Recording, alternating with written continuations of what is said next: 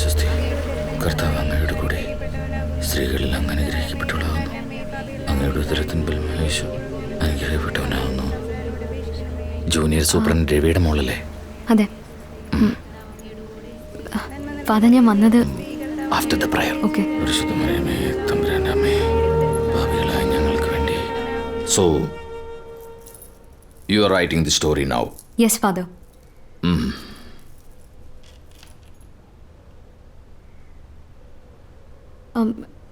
ഏതെങ്കിലും റീസെൻ്റ് ആയ ഫോട്ടോസ് ഉണ്ടോ? ഇവിടെ പേഴ്സണൽ വിഷയങ്ങൾക്ക് സ്ഥാനമില്ല, കാരണം ഇതൊരു ദേവാലയമാണ്. പക്ഷേ അവിടെ ആ ജുവനൈൽ ഹോമിൽ ഒരു ഫോട്ടോ ഉണ്ടെന്ന് പറഞ്ഞിരുന്നു. ഇതുവരെ എൻ്റെ കയ്യിൽ ഇത് കിട്ടിയിട്ടില്ല. എന്ത് ഫോട്ടോ അത്? ഈ ജുവനൈൽ ഹോമിൽ ചേരുന്ന സമയത്ത് എടുത്താന്നാ പറഞ്ഞത്. ഫാദറിനോട് ആ ഫോട്ടോ പറ്റി ആരാ പറഞ്ഞ്? റിച്ചിയാ പറഞ്ഞത്. അതെങ്ങനെയെങ്കിലും തിരിച്ചു കിട്ടാന്നുള്ളത് അവൻ്റെ വലിയൊരു ആഗ്രഹമായിരുന്നു. ഐ തിങ്ക് അതിൽ അവൻ ഇഷ്ടപ്പെടുന്ന എന്തോ ഉണ്ടായിരുന്നു എന്ന് എനിക്ക് തോന്നുന്നത്. എനിവേ, അച്ഛനെ ഹോമിലേക്ക് അവനെ കാണാൻ എത്ര പ്രാവശ്യം പോയിട്ടുണ്ട്? എത്ര തവണ കാണാൻ പോയാലും അവൻ ഒരു മാറ്റം ഉണ്ടാവാറില്ല. വാശിക്കാരൻ. സോ അച്ഛൻ അവിടെ പോയിട്ടേ ഇല്ലേ? പല പ്രാവശ്യം ഞാനവിടെ പോയിരുന്നതാ, അവൻ മാറുമെന്നുള്ള വിശ്വാസത്തിൽ. പക്ഷെ അതുകൊണ്ടൊന്നും ഒരു പ്രയോജനം ഉണ്ടായില്ല.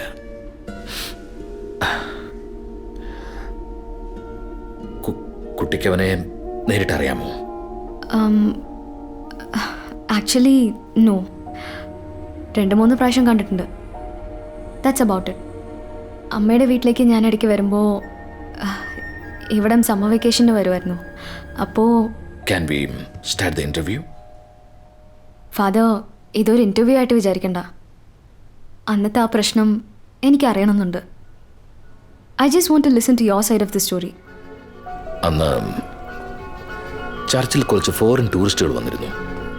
ഹലോ, അന്ന് അവനും വന്നിരുന്നു.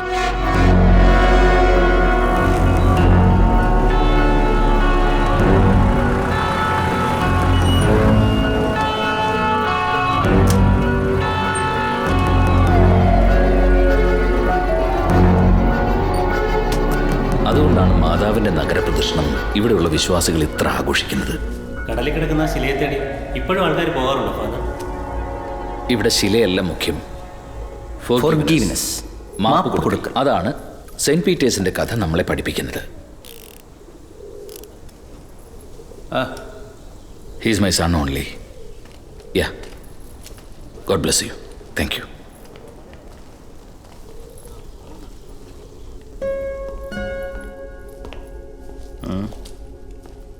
എന്താണ് പുതിയ ബാച്ചിന് ട്രെയിനിങ്ങാ?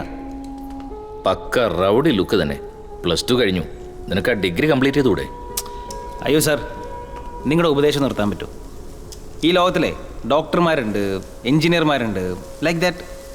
ഞാൻ ഒരു റൗഡി. അതിങ്ങോട്ട് കൊണ്ടുവരണമായിരുന്നോ? ഓ സോറി ബോസ്, നെക്സ്റ്റ് ടൈം വണ്ടിയിൽ വെച്ചിട്ട് വരാം.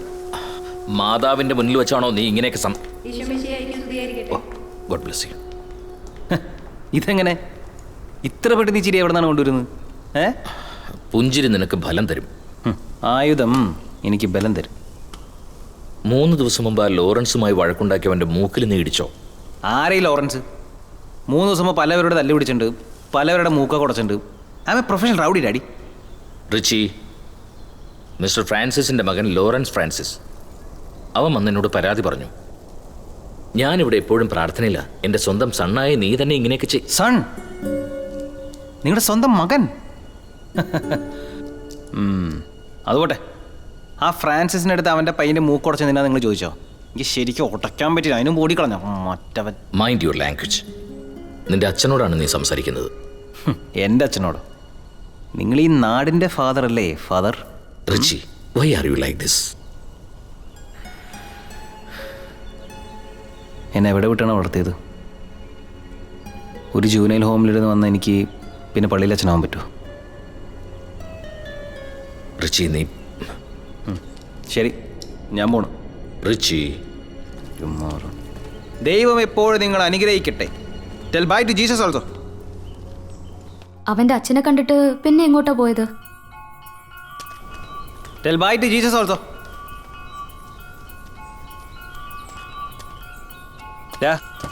ആ ലോറൻസ് എവിടെ ഉണ്ടാവും? എന്തിനാണ്? ചില കണക്ക് തീർക്കാനുണ്ട്. എന്തൊരു കണക്ക്? മൂക്കിന് കണക്ക്. മൂക്ക് കണക്കാ.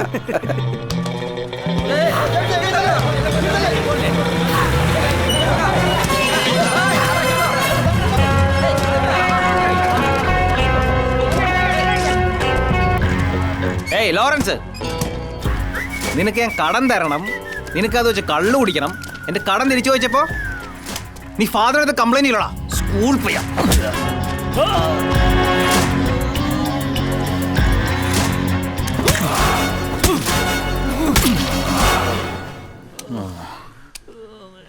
ഇപ്പോഴാണ് കറക്റ്റായത്.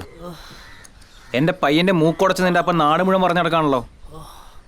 മൂക്ക് ശരിക്കും ഉടച്ചില്ലെങ്കിൽ എൻ്റെ പേരല്ലടാ പോണത്. റിച്ചി ഒരുത്തിൻ്റെ മൂക്കുടച്ചാൽ അത് ഇങ്ങനെ ഇരിക്കുന്ന കാണിച്ചു കൊടുക്കണ്ടേ?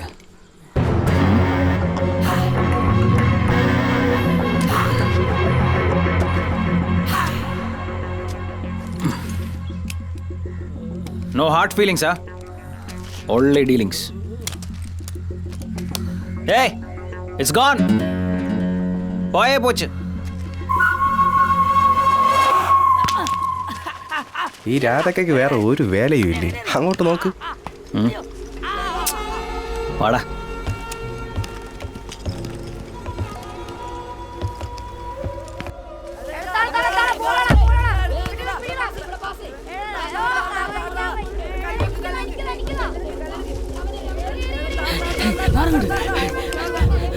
ഒന്ന് വെച്ച് രണ്ട് വെച്ച് മൂന്നും വെച്ച് മുത്തപ്പന്റെ കല്ലിട്ടെ.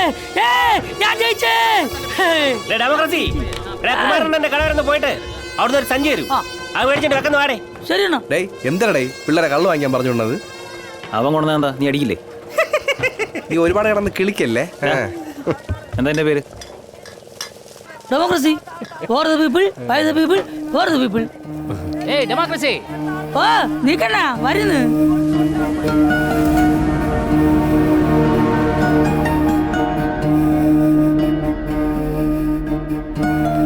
സെൽവാണൻ പണ്ട് മധുരയിലായിരുന്നേക്കാ.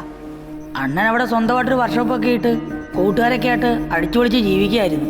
കൂട്ടുകാർക്ക് വേണ്ടി അണ്ണൻ എന്തും ചെയ്യും. സെൽവാണന്റെ കൂട്ടുകാരനായിരുന്നു ഇളങ്കോ. ഇളങ്കോയുടെ പ്രേമഭാഗവും അങ്ങനെ തന്നെ ആയിരുന്നു. സൂപ്പറാ. ഇളങ്കോനെ സ്നേഹിച്ചിരുന്ന പെണ്ണിന്റെ വീട്ടുകാരുടെയും നാട്ടുകാരുടെയും എല്ലാവരുടെയും എതിർപ്പിനെ എതിർത്താണ് സെൽവാണൻ അവരുടെ കല്യാണം നടത്തി കൊടുത്തത്. അതോടെ അവരുടെ ശത്രുതയും കൂടി. ഇളങ്കോടെ ഭാര്യയുടെ 7ാം മാസം നടക്കുന്ന വളക്കപ്പ് ചടങ്ങിന്റെ തലേന്ന് வாடா வெள்ளையும் சொல்லிமா எப்போ வந்த? இப்பதான் 4 ஃபங்க்ஷனுக்கு எல்லாம் ரெடியா? போஸ்டர் அடிச்சு விட்டுருக்கேன். பார்த்தா தெரியல?